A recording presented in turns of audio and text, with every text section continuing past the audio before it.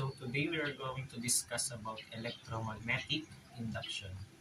When we say electromagnetic induction, it is the process where a changing magnetic field induces an electromotive force or EMF in a conductor, potentially generating a current if the circuit is low.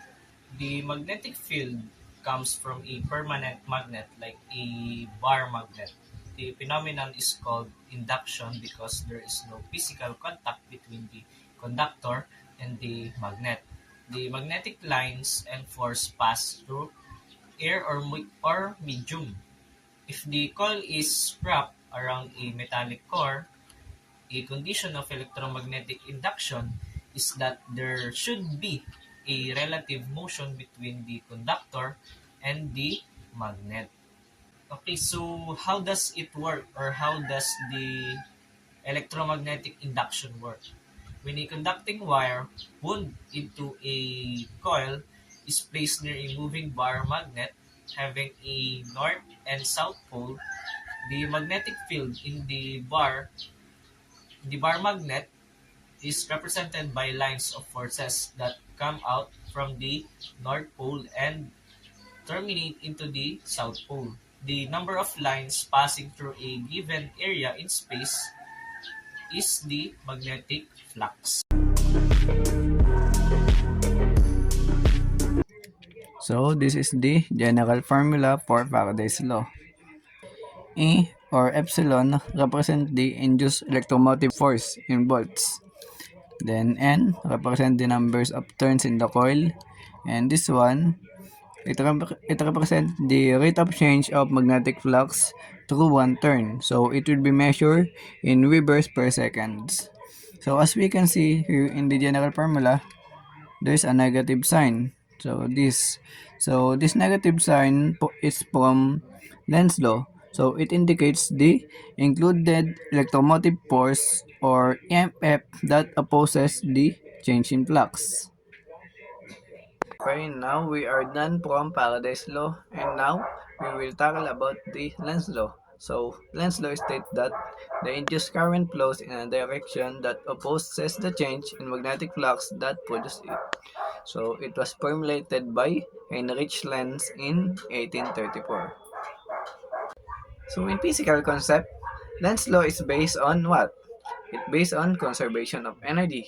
So if the magnetic flux increases, it will reduce the current, creates a magnetic field opposing the increase. But if magnetic flux decreases, it will induce the current that tries to maintain it. So in simple words, nature resists change. This is why the negative signs appear in Faraday's formula.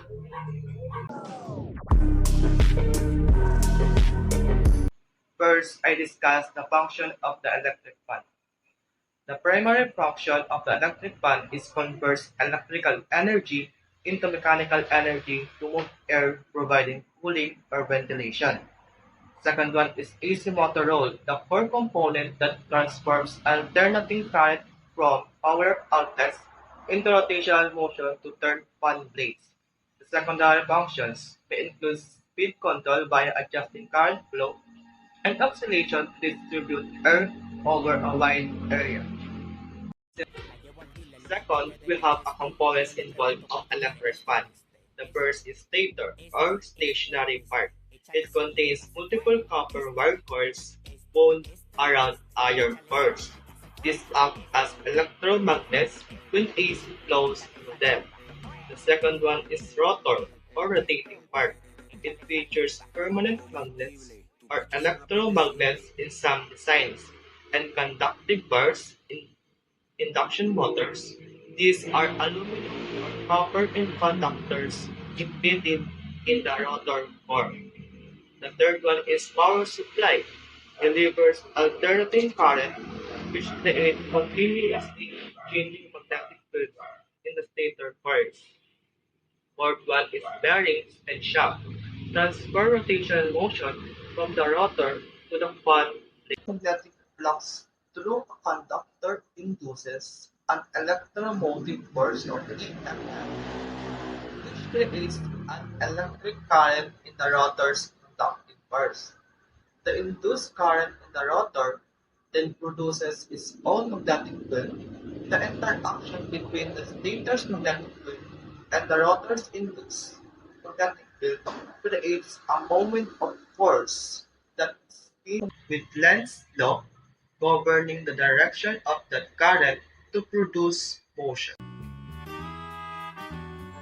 Good day everyone. Today we will be discussing a generator dynamo, its functions, components, and how it produces electricity. A generator dynamo is a device that converts mechanical energy into electrical energy. This means when we rotate or spin it produces electricity. It works based on the principles of magnetic fields. So now let's talk about the components of the generator dynamo. The first one is the magnet. The magnet provides the magnetic fields that need to generate the electricity. The second one is the coil, which made insulated copper.